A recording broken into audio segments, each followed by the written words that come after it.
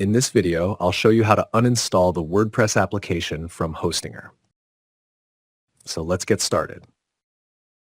Once we log into the Hostinger hosting account, this is the dashboard we'll see. Next, click the Manage button under Domains. On this page, click the Manage Site button.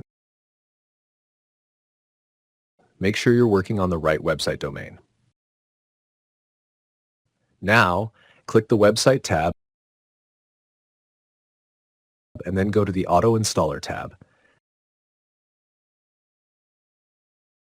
Here, you'll find the WordPress application installed on your domain.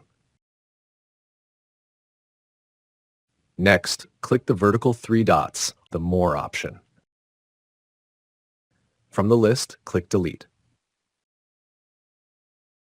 In the pop-up window, make sure to select all the options, Installation Files and Database,